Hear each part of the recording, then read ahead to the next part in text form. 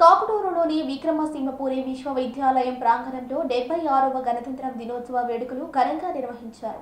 విశ్వవిద్యాలయ ఉపకులపతి ఆచార్య ఎస్ విజయభాస్కరరావు జాతీయ పతాకాన్ని ఆవిష్కరించి గౌరవ వందనం స్వీకరించారు. ఈ సందర్భంగా ఉపకులపతి మాట్లాడుతూ గణతంత్ర దినోత్సవం ప్రజాస్వామ్యాన్ని, సమానత్వాన్ని, స్వేచ్ఛను సమగ్రంగా గౌరవించే రోజు అని ఆయన పేర్కొన్నారు. ప్రజాస్వామ్యం కేవలం పాలన విధానం మాత్రమే కాక ప్రతి పౌరుడి బాధ్యత కూడా అని గుర్తు చేశారు. సమానత్వం, స్వేచ్ఛ మరియు సమగ్ర అభివృద్ధి కోసం పనిచేసే విధంగా ప్రతి ఒక్కరూ కృషి చేయాలని ఆయన పిలుపునిచ్చారు.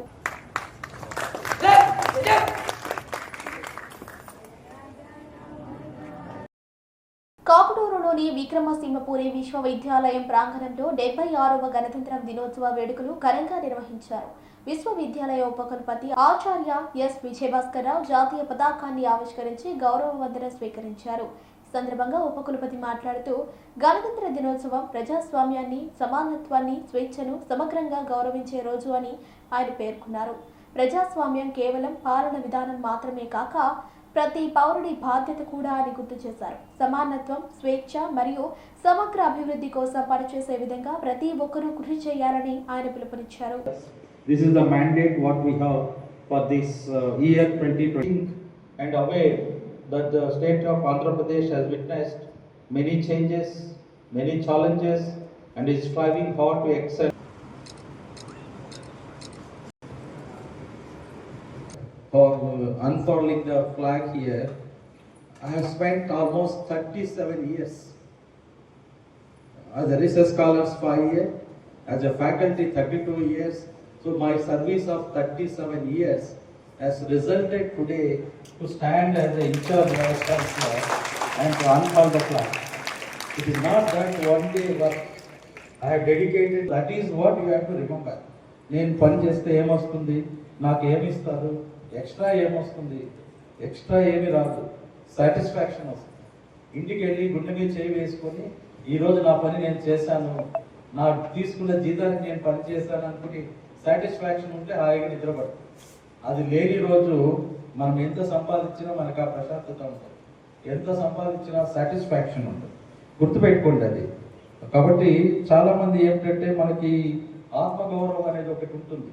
ఆత్మగౌరవం అనేది గట్టిగా మాట్లాడటంలో వచ్చేదని చాలామంది అనుకుంటారు. అలాంటిది కాదు. ఆత్మగౌరవం అనేది ఎప్పుడు కూడా మీకు వాళ్ళు ఎదుటి వాళ్ళు ఇచ్చేటువంటి గౌరవం మీద ఆధారపడి ఉంటుందని గుర్తుపెట్టుకోండి. మీరు ఎప్పుడైనా కష్టపడి పని చేస్తే మీకు ఆ గౌరవం తగ్గుతుంది. ఇది ఒక టికెట్ లాంటిది. మీ ఫ్యూచర్ బెనిఫిట్ కోసం కష్టపడడం అనేది. Don't compare with other people. Don't try to see that వాడు కష్టపడకుండా పైకి వచ్చాడు, 1%, 0.5% ఎవరో ఉంటారు, అది వదిలేసే. You have to work dedicated, and similarly what you have to do is you have to also take care of your health and your families. This is also important. మనం ఎక్కువ టైం పేరెంట్స్ చిల్డ్రన్తో స్పెండ్ చేయడం లేదు.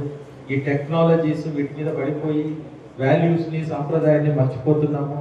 అది కూడా మీరు అందరికీ గుర్తు చేయండి. ఎందుకంటే కల్చరల్ హెరిటేజ్ అనేది కూడా ఇంపార్టెంట్. ఇందాక అనుకున్నాం కదా, నేషనల్ మ్యాండేట్లో ఉండేటువంటి, థీమ్లో ఉండేటువంటి కల్చరల్ హెరిటేజ్ కూడా మనకి ఇంపార్టెంట్.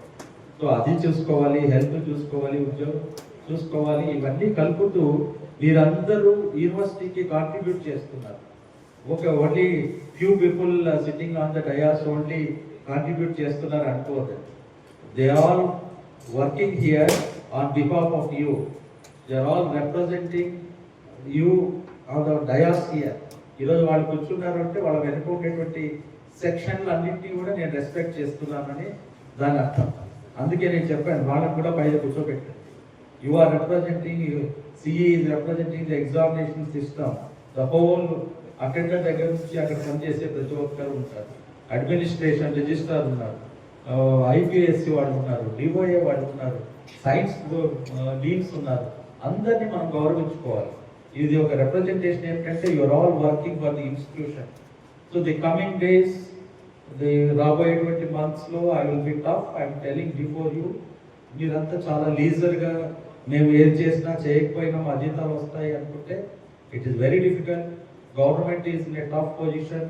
సిఎఫ్ఎంఎస్లో జీతాలు ఇవ్వడానికి కూడా చాలా కష్టంగా ఉంది.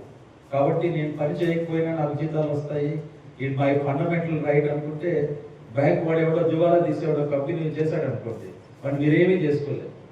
కోర్టు పైన ఏం చేసుకోలేరు, నేను ఐపీ పెట్టేస్తాను, చేతులు ఎత్తేస్తాను. ఏం చేస్తారు మీరు? గవర్నమెంట్ పరిశ్రమ కూడా అలాగే ఉంది. Unless you get some revenue, generate revenue, sustain ourselves, create opportunities.